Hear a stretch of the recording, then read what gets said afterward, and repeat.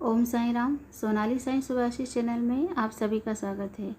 आज हम बात करेंगे कि कुछ भक्त ईश्वर को कब मानते हैं, जब वो दुख में होते हैं, विपत्ति में होते हैं, और जैसे उन्हें थोड़ा धन दौलत मिल जाता है, सुख मिल जाता है, तो वो ईश्वर को मानना बंद कर देते हैं। वो होते हैं अस्थायी भक्त। आज हम देखेंगे कि कथा का सार और विश्वास कैसा होना चाहिए, कथा का क्या महत्व है हमारे जीवन में, है ना।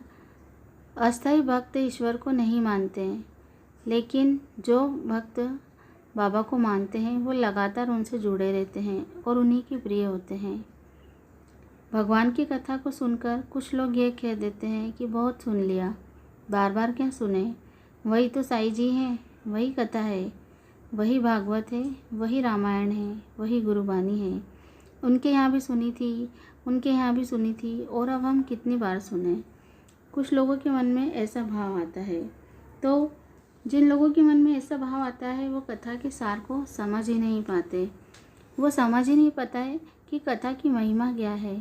अरे कथा को तो हम जितनी बार सुनेंगे उतना हमें जीवन का सुख मिलेगा।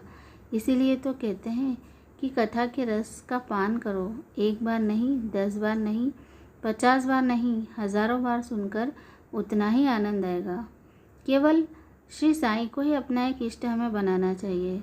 जिस प्रकार जब हम चुनाव में अपना वोट डालने जाते हैं तो मत डालने के पहले जो चुनाव एजेंट रहते हैं वो हमारी उंगली पर क्या लगाते हैं, वो एक पक्का निशान लगा देते हैं।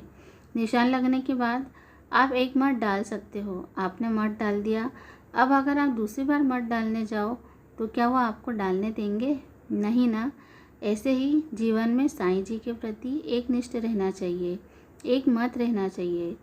एक के होके रहो।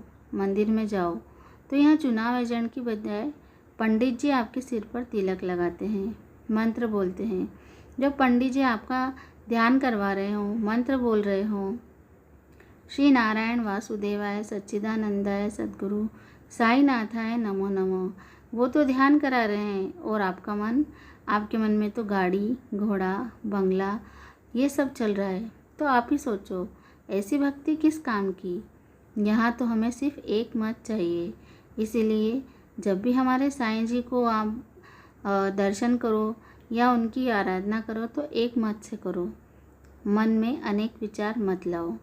श्रीमद् भागवत में भी गोपियों ने उद्धव से कहा, हमें कृष्ण के अलावा कुछ दिखता ही नहीं है, दूसरा मन हम कहाँ से लाएं। हमारा एक ही मन है और वही श्री कृष्ण में बसा है।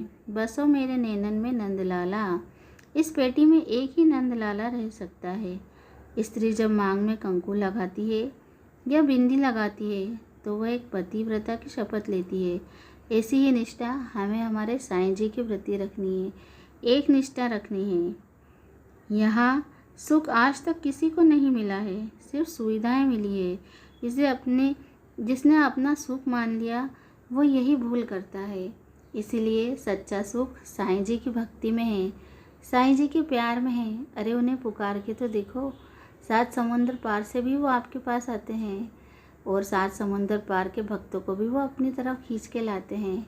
बाबा की भक्ति के प्यार में, बाबा की भक्ति के नशे में जो डूब गया ना, वही इस भवसागर को पार कर सकता है। आप और हम क्या हस्ती है। ओम साईं राम, जय साईं राम। अगर आपको ये वीडियो पसंद आया हो तो इसे लाइक कीजिए, शेयर कीजिए, हमारे चैनल को सब्सक्राइब कीजिए, साईं परिवार का हिस्सा बनिए। बाबा तो अपने भक्तों का चुनाव खुद ही करते हैं, लेकिन हम तो बाबा की तरफ एक कदम बढ़ा सकते हैं ना। इसीलिए चैनल को सब्सक्राइब करके बाबा की तरफ एक कदम बढ़ाइए। ओम साईं राम, जय साईं राम।